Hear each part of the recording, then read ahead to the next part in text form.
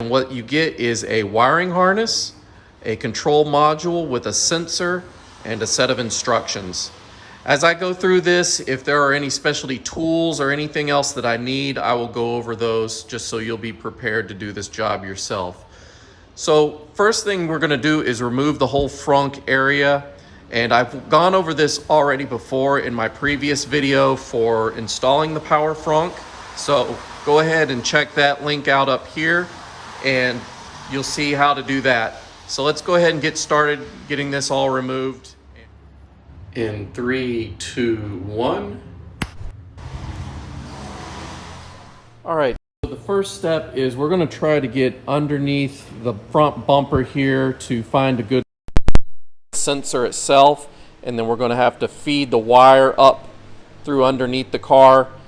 I'm going to try to do all of this without jacking up the front of the car, just laying down on the ground and doing this just to see how easy that would be. And I'll take you along for the ride. Okay, so if you get down underneath the car here, you'll see that there are a bunch of these push pins again, like we have all over the inside of the car. There's a bunch that go along the whole front area. So you'll just need to remove those little push pins. I use a little pry tool, something like this, to get under there and just kind of pop them loose. It's up to you. You could use a flathead screwdriver, whatever's most convenient for you. But you just need to make a space right in here where you can kind of pull this down and put your sensor right in the middle and then run the wires down through here. So let's go ahead and first of all remove a few of these and just see if we can get that to pull down to make space for the sensor.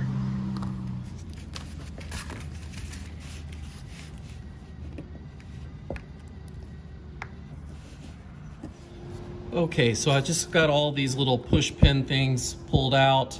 That took a while. I do have a popper tool here. These are pretty cheap on Harbor Freight, probably $3 or $4. Yeah, that was the hardest part, is just getting all those out. Now I just need to drop this, pull it down, and clean the inside part of this where I can adhere the sensor, and then run the wire down through there, and then go up top and pull it through, and we'll be done with down here. Okay, so for this bumper to pull down, here's a tip that I found easier than trying to pry from underneath. Go up top here, and you can stick your hand down here like this and just push down on it, and it'll start to pop loose down here. And that was way easier than trying to stick a pry tool up in here and pull down. So next we're gonna just clean. I'm gonna go ahead and pull this down across here, but go underneath where your license plate is, and right in this area, we're gonna clean on the inside of that bumper. I'm just gonna use like a microfiber towel just to make sure there's no water and moisture there. The sensor does have double-sided tape, so it will stick there pretty good, but just you need to make sure it's a clean surface first.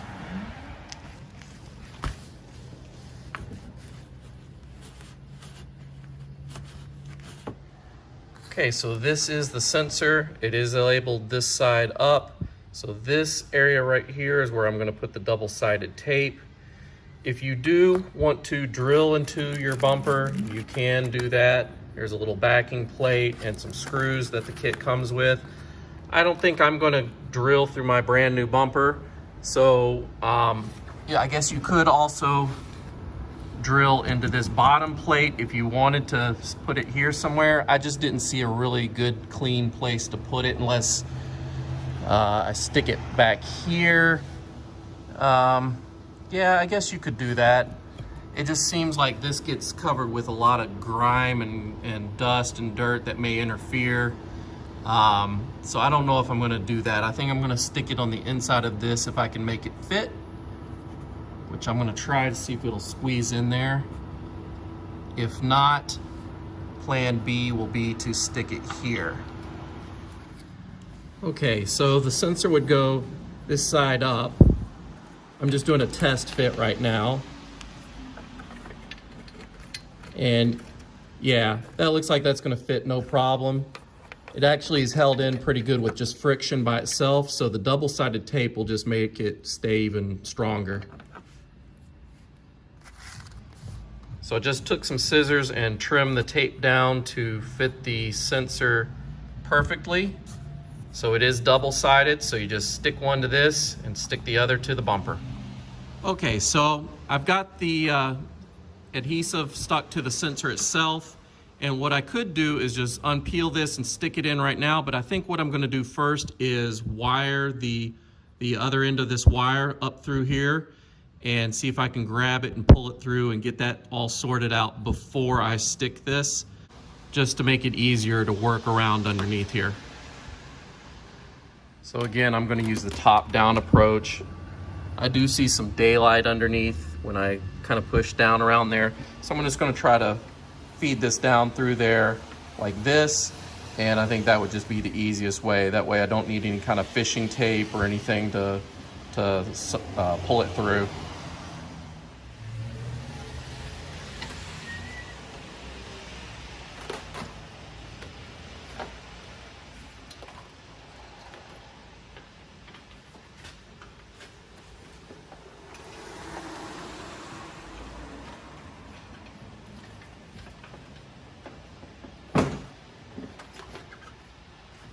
So yeah, do that approach. It was way easy. I did it in real time, so you saw it only took like, what, 30 seconds, something like that. Once you just kind of push it through, this wire is a thicker, more rigid wire, so it does kind of slide through pretty easily down there. But yeah, once you do that, now you can stick your sensor in and connect this to the sensor.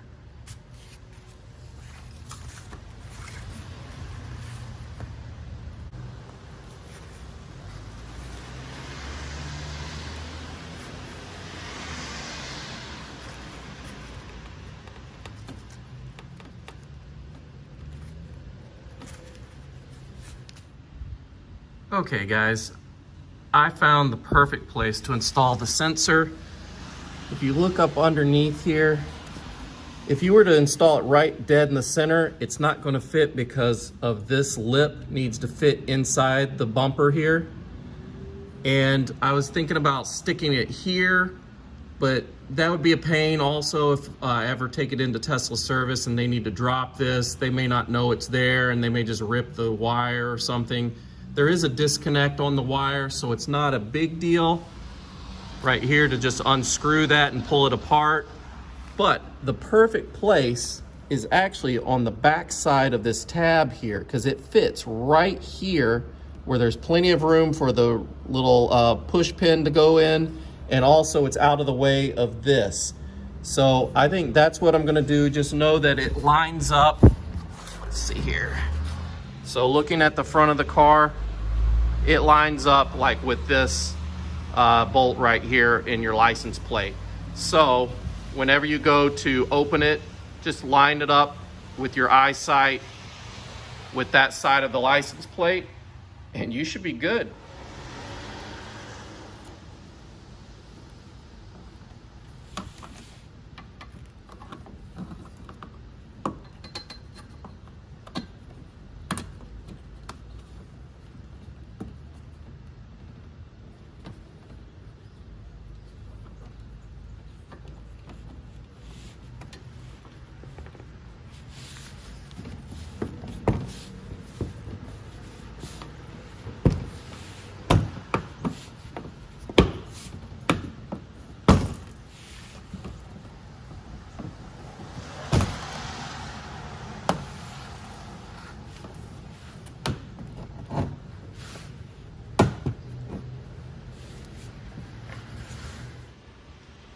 Okay, now that we have that all sorted out, there's really only 4 wires that you need to connect to this. You've got one that goes down to the emergency pull on the front bumper. I'll show you that.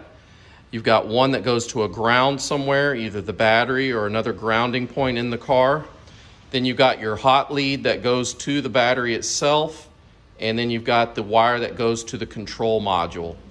Just plug those in and that's it. I'm gonna go ahead and show you each one, so let's let's go ahead and get that started. All right, so the first thing we need to do is pop apart this area here. You put your fingers in this corner and just push,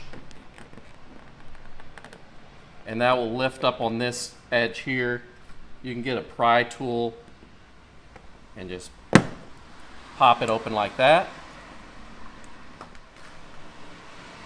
The next thing you're going to do is you're going to take the white wire that comes with the wiring harness, and you're going to go inside the car and route it through just like we did this one with the other previous install.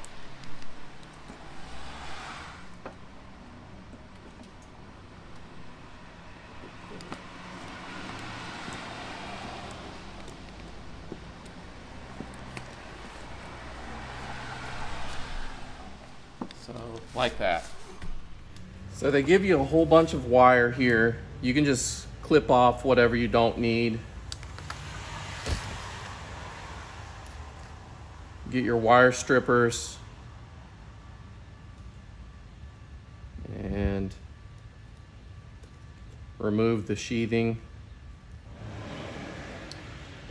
You're going to connect this to the wire that's got the red label on it.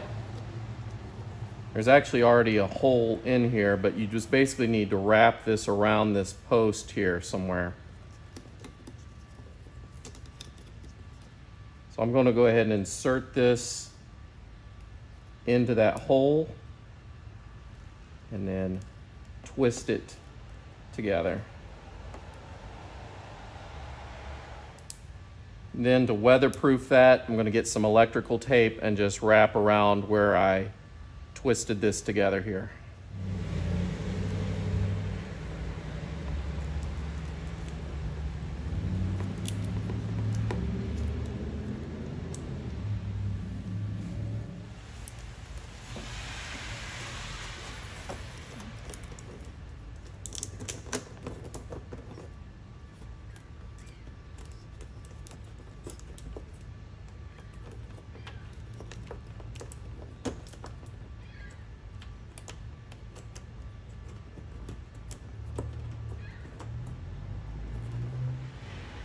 Once you pop the cap back into the bumper, we can now move up here and proceed with the rest of the wiring.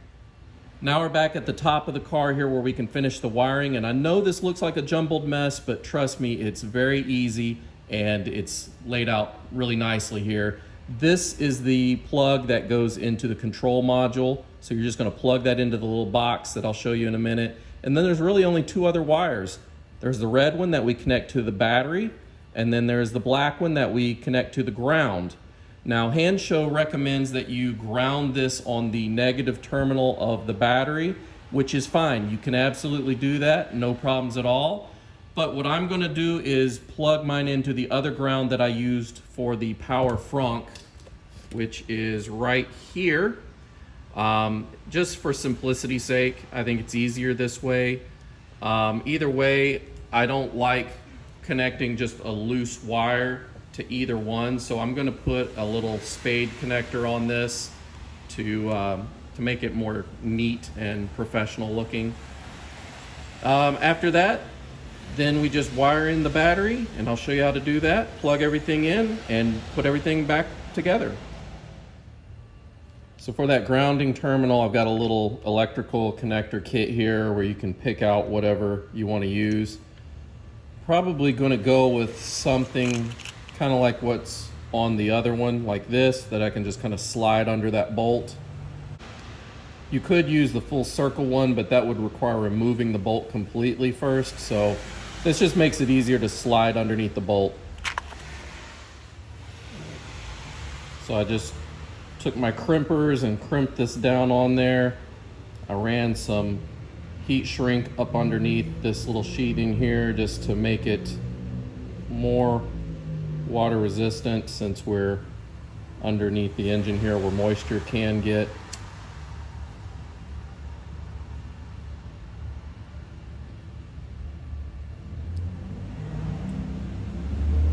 There we go. This is a 10 millimeter. We're just going to loosen it.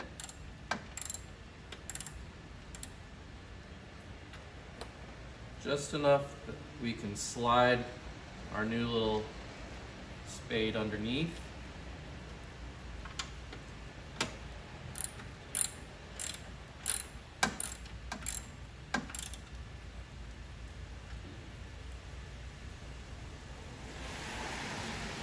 And then we just tighten it back down.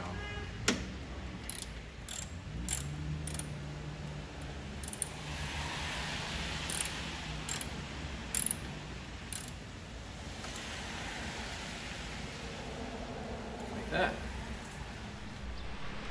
Okay, the next thing you want to do is take your wire stripper there and strip down a little piece here, and you're going to go to where the fuse is.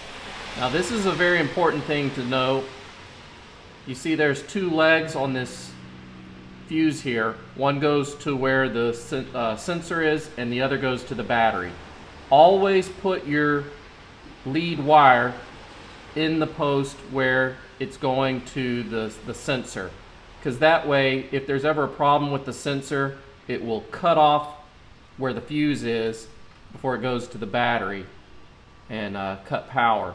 If you put it on the other side, it'll keep constant power to this because it's going before the fuse, so you want it to go after the fuse. So you just stick it down in a little leg like that, and then you push your fuse down on top of it. So like this, you take your fuse,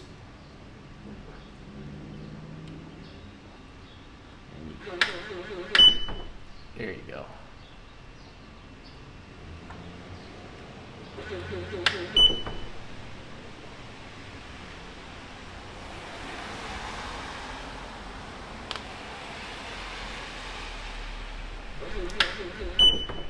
And that is that.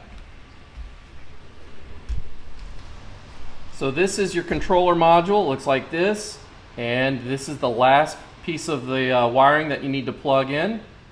So you just kind of match this up. It is all plug and play.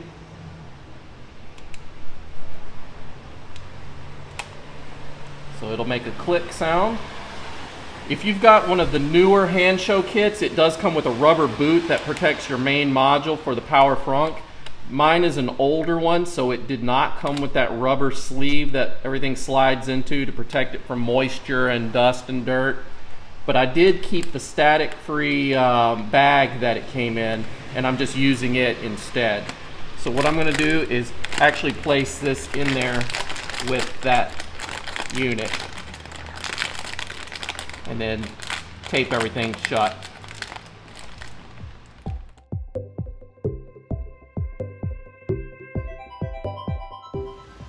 So to get this to work, you really just wave your foot underneath the sensor.